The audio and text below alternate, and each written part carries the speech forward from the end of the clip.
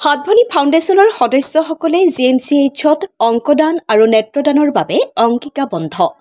তেজদান যিদৰে মহান দান, ঠিক সেই একেদৰেই অংগদান আৰু নেত্ৰদানো মহান দান। আজি স্বেচ্ছাসেৱী সংগঠন হাতভনী ফাউণ্ডেশ্যনৰ উদ্যোগত আৰু GMCHৰ ROTTO কাৰ্যালয় আৰু আই বেংকত হাতভনী ফাউণ্ডেশ্যনৰ সদস্যসকলে অংগীকাবদ্ধ কৰে। নেত্ৰদান এটা অতি গুৰুত্বপূৰ্ণ বিষয়, যিটো বিষয় বৰ্তমান আমাৰ সমাজত এটা পিছপৰা হেৰিত আছে। আমি যেনেকৈ ব্লাড ডোনেশ্যন কৰোঁ, তেনেকৈ নেত্ৰদানো এটা অত্যন্ত প্ৰয়োজনীয় বিষয়, যিটোৰ কাৰণে বহুত মানুহ আজিও চকুৰে নেদেখা হৈ আছে। আৰু নেত্ৰদানটো এনেকুৱা বস্তু যিটো বহুত মানুহে ভাবে জীয়াই থাকোঁতে লৈ যাব নেকি, তেনেকুৱা নহয়। মৃত্যুৰ পিছতহে চকুজুৰি লোৱা হয়। আৰু চকুজুৰি বুলি ক'লে গোটেই চকুটো নহয়। বহুত মানুহে ভাবে গোটেই আইবলটো লৈ যাব নেকি, চকুটো গাঢ় হৈ যাব, ব্লাড ওলাই থাকিব, তেনেকুৱা একো নহয়। চকুৰ অকল কৰ্ণিয়া পাৰ্টটো, আমাৰ যিটো ক'লা অংশটো থাকে চকুৰ, তাৰে সন্মুখত এটা গ্লাছৰ নিচিনা পাতল লেয়াৰ এটা থাকে, যিটো কৰ্ণিয়া বুলি কোৱা হয়। অকল কৰ্ণিয়া অংশটোহে নেত্ৰদানৰ ক্ষেত্ৰত সংগ্ৰহ কৰা হয়। আৰু তাৰ কাৰণে কোনো ধৰণৰ ব্লাড ওলাই নাথাকে, মুখখন বেয়া দেখা নহয়। আৰু এই ক্ষেত্ৰত আজি যেনেকৈ আপোনালোকৰ হাতভনী ফাউণ্ডেশ্যন আমাৰ মাজত আহিছে, আমি অতিকৈ আনন্দিত। এনেকৈ আপোনালোকে এনেকৈ আগুৱাই আহিলে আৰু নতুন প্ৰজন্মই এই ক্ষেত্ৰত উৎসাহ পাব। কাৰণ এইবিলাক বস্তু মানুহৰ মাজলৈ যিমানে লৈ যাওঁ, সিমানে ইয়াৰ প্ৰসাৰতাটো বাঢ়িব। আৰু আমাৰ মানুহৰ এটা বেয়া স্বভাৱ আছে, যিটো কি হয়, বস্তুটো নিজে জানি নিজতে ৰাখি থয়, প্ৰচাৰ নকৰে। প্ৰচাৰটো অত্যন্ত জৰুৰী, সকলো ক্ষেত্ৰতে প্ৰচাৰটো অত্যন্ত জৰুৰী। আৰু সকলো বস্তুৱে প্ৰচাৰ কৰিলেহে মানুহৰ মাজত আহিব, সজাগ হ'ব। আৰু আমাৰ মানুহে ভাবে যে নেত্ৰদান কৰিলে, বহুত মানুহৰ এনেকুৱা কনচেপ্ট আছে যে নেত্ৰদান কৰিলে চকুটো ক'ৰবাত বিক্ৰী কৰিব নেকি, পইচা পাতিৰ লেনদেন হয় নেকি। কিন্তু এই ক্ষেত্ৰত কোনো ধৰণৰ টকা পইচাৰ লেনদেন নহয়। চকু দিওঁতাজনেও একো নাপায়, আৰু চকু যাক লগাম ৰোগীগৰাকী, তেখেতেও আমাক একো টকা পইচা দিব নালাগে। এইটো সম্পূৰ্ণ বিনামূলীয়া। স্বেচ্ছাসেৱী সংগঠনটোৱে অংগীকাবদ্ধ হোৱাৰ আগতেই সম্বৰ্ধনা জনাই ডক্টৰ কনক ভূঞা, নিৰাময় ন্যাসৰ সভাপতি কুশল ডেকা, নেত্ৰ ভঁৰালৰ কৰ্মী হীৰক জ্যোতি শৰ্মা আৰু সমাজসেৱক কন্দৰ্প হাজৰিকাক। অংগদান অংগীকাবদ্ধ কৰে হাতভনী ফাউণ্ডেশ্যনৰ সভাপতি বুবু অসম আৰু সম্পাদিকা জোনমণি দেউৰী প্ৰমুখ্যে বহুকেইজন সদস্যই। চিকিৎসালয়ৰ পৰা অসমবাসীক কি আহ্বান জনাইছে শুনো আহক।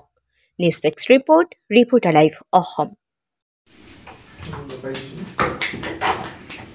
আজি নতুন বছৰৰ আৰম্ভণিতে হাতভনী ফাউণ্ডেশ্যনৰ পৰা তেওঁলোকৰ সদস্যসকলে আহি আমাৰ ইয়াতে তেওঁলোকৰ অংগদানৰ কাৰণে অংগীকাৰ কৰিছে। এইটো বৰ আদৰণীয় কথা হৈছে, কাৰণ আমাৰ দেশত এই এটা অংগদানৰ এটা অভিযান চলি আছে বুলিয়ে ক'ব লাগিব। কাৰণ এই বিষয়ত আমাৰ মাননীয় প্ৰধানমন্ত্ৰী আৰু মাননীয় মুখ্যমন্ত্ৰীও যথেষ্ট আগভাগ লৈছে। আৰু আমাক সকলো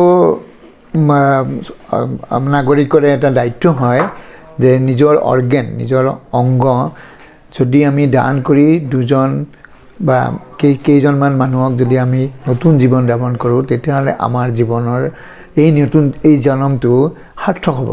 কিয়নো দেখা গৈছে যে এজন সুস্থ মানুহ কিবা কাৰণত দুৰ্ঘটনাবশতঃ যদি ঢুকায়, আৰু তেওঁৰ সেই অৰ্গেনখিনি মানে অংগখিনি আমি যদি আমি 9জন মানুহলৈকে দিব পাৰোঁ, অংগ সংৰক্ষণ কৰিব পাৰি, আৰু এই 9জন মানুহৰ নতুন জীৱন লাভ কৰে। আমাৰ অসমত এই বিষয়ে আমাৰ কিডনী মানে বৃক্ক সংৰক্ষণৰ কাম চলি আছে, যিটো মানে সদ্য মৃত, যাক আমি ব্ৰেইন ডেড বুলি কওঁ। এই ব্ৰেইন ডেড মানুহৰ পৰা আমি অংগ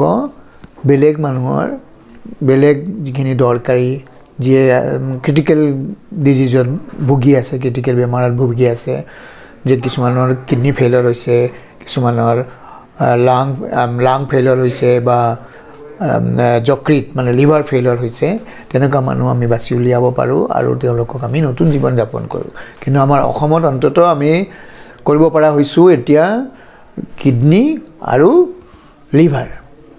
লিভাৰৰ সংৰক্ষণৰ কামৰ কাৰণে আমাৰ অসম আগবাঢ়ি আহিছে, আমাৰ সুবিধা হৈ আহিছে।